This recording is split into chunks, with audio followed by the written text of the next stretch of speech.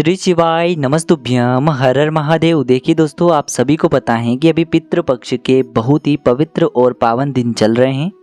देखिए दोस्तों, आप सभी को पता है कि गुरु जी की जो अभी कथा हुई है श्री देव पितृ शिव महापुराण कथा कोटा राजस्थान के अंतर्गत, उसमें गुरु जी द्वारा पितृपक्ष के बहुत ही चमत्कारी उपाय बताए गए हैं। और आज की इस वीडियो में हम गुरु जी द्वारा बताए गए इसी कथा में कुशा वाले उपाय को बहुत ही अच्छे से समझेंगे। देखिए, पूज्य गुरु जी की कथा के अनुसार ही इस उपाय को आपको बहुत ही अच्छे से समझाने का पूरा प्रयास करूंगा। लेकिन उससे पहले आप सभी से एक निवेदन है कि चैनल पर पहली बार आए हैं तो चैनल को सब्सक्राइब करें और कमेंट में ओम पितृ देवताय नमः जरूर लिखें। देखिए, सबसे पहले हम जान लेते हैं पहले उपाय के बारे में। गुरु जी ने अपनी कथा के दौरान बताए हैं कि प्रत्येक व्यक्ति के घर में कुशा वाला आसन होना बहुत ही आवश्यक है। देखिए, इससे हमारे जो पितृ हैं वह हमेशा तृप्त रहते हैं और वह हमें कभी भी परेशान नहीं करते हैं। अब दोस्तों, गुरुजी ने बताया है कि यह जो कुशा वाला है आसन, यह हमारे घर में 3 जगहों पर होना बहुत ही आवश्यक होता है। तो वह 3 जगह कौन सी हैं इसके बारे में हम जानते हैं। देखिए, सबसे पहली जो कुशा है, आपको अपने घर का जो मुख्य द्वार होता है, मुख्य द्वार के सीधे तरफ आपको यह कुशा रखनी है। आप चाहें तो केवल एक कुशा भी रख सकते हैं, पर आपको अपने मुख्य द्वार पर कम से कम एक कुशा तो अवश्य ही रखनी चाहिए। सीधे तरफ आपको रखना है मुख्य द्वार के। देखिए, हम मुख्य द्वार में प्रवेश करते हैं तो उसमें हमारा जो सीधा हाथ होता है, दाहिना हाथ होता है, उस तरफ ही हमें यह कुशा अपने मुख्य द्वार पर रखनी है। तो पहली जगह तो हमारा मुख्य द्वार हो गया। अब दोस्तों, गुरुजी ने दूसरी जगह जो बताई हैं, जहाँ भी हमारे घर में हम पूजा पाठ करते हैं, चाहे हमारे घर में कोई भी छोटी सी अलमारी हो, कोई कमरा हो या फिर कोई घर में मंदिर हो, तो वहाँ पर भी कुशा का आसन या फिर कुशा होना ही चाहिए। यदि आप कुशा का आसन नहीं रख सकते हैं तो केवल एक कुशा भी आप रख सकते हैं।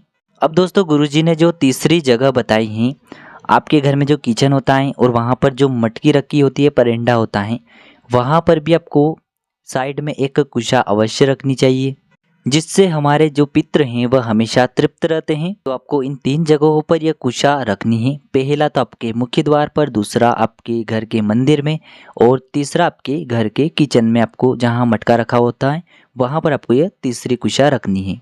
आपके पितृ इससे हमेशा प्रसन्न रहेंगे और आपको कभी भी पितृदोष का सामना नहीं करना पड़ेगा।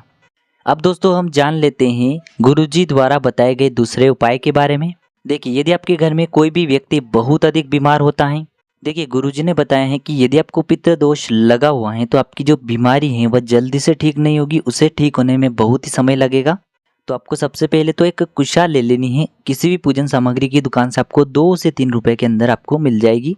अब साथ में आपको एक तांबे का लोटा लेना है, उसमें आपको शुद्ध जल भरना है। अब आपने जो एक कुशा ली है उसे भी आपको उस पात्र के अंदर डाल देना है। देखिए, आपको 20 से 25 मिनट या फिर अधिक से अधिक आधे घंटे तक आपको उस कुशा को उसी पात्र के अंदर पड़े रहने देना है। देखिए, जब भी आधा घंटा हो जाए तो उस कुशा को निकाल करके आपको अपने घर पर रख लेना है। अब इस कुशा वाले जल को लेकर के आपको सीधे कहाँ पहुँचना है? भगवान शिव के मंदिर में। देखिए, गुरुजी ने बताया है इस उपाय के लिए, यदि आपके घर में भी शिवलिंग है तो इस उपाय को आप अपने घर पर भी कर सकते हैं। देखिए, सबसे पहले तो आपको अपना जो मुख है वह उत्तर दिशा की तरफ रखना है। देखिए दोस्तों, इस जल को आपको एक विशेष प्रकार से समर्पित करना है। यह जल आपको न तो शिवलिंग पर समर्पित करना है, न आपको माता पार्वती के हस्तकमल यानी कि कटी वाले भाग पर समर्पित करना है, और न ही आपको यह जल माता अशोक सुंदरी वाले स्थान पर समर्पित करना है। अब हम दिखाते हैं आपको कि यह जल आपको कहाँ पर समर्पित करना है। माता पार्वती का हस्तकमल कटी वाला भाग और माता अशोक सुंदरी का जो स्थान है उसके बीच में जो जगह होती है, खाली जगह, हम आपको एक गोल घेरे के रूप में दिखा रहे हैं। उसी घेरे के ऊपर आपको यह पूरा जल समर्पित करना है। आपको श्री शिवाय नमस्तुभ्यम इस मंत्र का लगातार जाप करना है।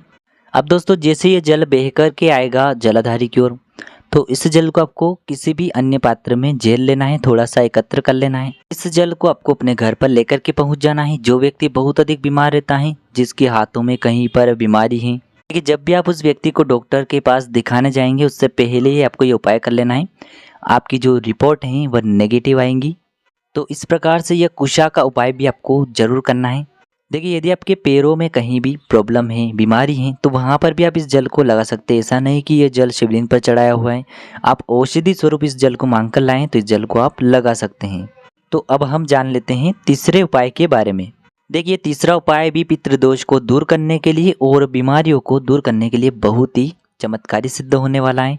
देखिए इस उपाय के लिए आपको कुश का एक फूल ले लेना है। यदि आपको कुश का फूल नहीं प्राप्त हो पाता है तो हरी जो कुशा होती हैं केवल आपको 1 से 2 हरी कुशा ले लेनी है। फिर उसके बाद आपको एक तांबे के पात्र के अंदर शुद्ध जल लेना है। अब देखिए जो आपने कुशा का फूल लिया है या फिर आपने कुशा घास ली है तो उसे आपको उस पात्र के अंदर डाल देना है। अधिक से अधिक आपको आधा घंटा उस कुशा को उस पात्र के अंदर रखना है।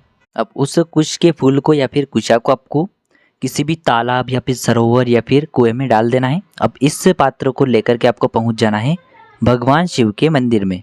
देखिए ये उपाय भी आप सुबह से लेकर के शाम तक किसी भी समय कर सकते हैं। देखिए ये जो पूरा जल है इसे आपको भगवान शिव के शिवलिंग पर समर्पित कर देना है हाटकेश्वर महादेव का मन में स्मरण करते हुए। सामने आपको स्क्रीन पर दिखाया जा रहा है हाटकेश्वर महादेव का आपको स्मरण करते जाना है और ये जल आपको धीरे धीरे समर्पित करते जाना है। देखिए जैसे ये जल शिवलिंग से होकर के जलाधारी की ओर बह करके आएगा तो इस जल को आपको थोड़ा सा किसी भी अन्य पात्र के अंदर झेल लेना है। अब इस जल को आपको लेकर के जाना है अपने घर पर। जो भी व्यक्ति बहुत अधिक बीमार है, बहुत अधिक दवाई खा कर परेशान हो गए हैं लेकिन उसकी बीमारी में आराम नहीं मिल पा रहा है तो ये जो कुशा का जल है आपको मात्र आधा चम्मच उस बीमार व्यक्ति को पिला देना है, आचमन करवा देना है। उसकी जो भी पितृदोष से जुड़ी समस्या होगी वह सभी दूर होगी। आपको हाटकेश्वर महादेव का स्मरण करवाते हुए उस व्यक्ति को ये जल पिला देना है। अब दोस्तों हम जान लेते हैं चौथे विशेष उपाय के बारे में जो कि आपको पितृपक्ष के दौरान जरूर करना है। देखिए इस उपाय के लिए मात्र आपको थोड़ा सा गंगा जल लेना है। फिर इसी के साथ में आपको एक कुशा लेनी है। साथ में आपको एक तांबे के पात्र के अंदर शुद्ध जल लेना है और साथ में आपको एक प्यारी सी बेलपत्र भी लेनी होगी। देखिए सबसे पहले तो आपके पास जो गंगा जल है उसकी 2 से 3 बूंदे आपको उस पात्र के अंदर डाल देनी है। अब देखिए दोस्तों आपके पास है एक बेलपत्र और कुशा से युक्त यह जल, तो इसे लेकर के आपको पहुंचना है सीधे भगवान शिव के मंदिर में। देखिए आपके पास जो बेलपत्र है उसे आपको महादेव के शिवलिंग के सामने ही उस पात्र के अंदर डालना है और ये जो पात्र है आपको पूरा भगवान शिव के शिवलिंग पर समर्पित कर देना है हाटकेश्वर महादेव का मन में स्मरण करते हुए।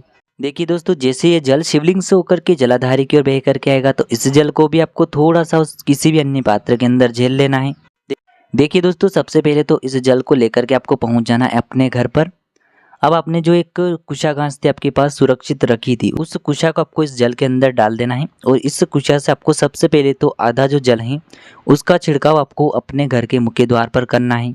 फिर आपको घर के अंदर जाना है। पूरे घर में आपको इस कुशा से यह जो जल का छिड़काव है पूरे घर के अंदर, प्रत्येक कमरे के अंदर, प्रत्येक रूम के अंदर कर देना है। केवल आपको वॉशरूम या फिर शौचालय में इसका छिड़काव नहीं करना है। आपके घर में जितने भी नेगेटिव एनर्जी होगी, नकारात्मक ऊर्जा होगी, वह सभी घर से बाहर होगी और घर के जो पितृदोष हैं वह धीरे धीरे करके समाप्त होने लगेंगे। देखिए गुरुजी ने बताया कि घर में समस्या अगर रहती है तो इसका मतलब है कि हमारे घर में पितृदोष लगा हुआ है। तो आज के जो वीडियो में हमने आपको 4 उपाय बताए हैं, चारों ही पितृदोष को दूर करने के लिए हैं। जो भी उपाय आपके लिए उचित और सरल हैं उसे आप कर सकते हैं। यदि आपको उपाय से जुड़ा किसी भी प्रकार का सवाल पूछना है तो आप हमें कमेंट में पूछ सकते हैं। उपाय को करते समय किसी भी प्रकार की गलती न करें। श्री शिवाय नमस्तुभ्यम। हर हर महादेव।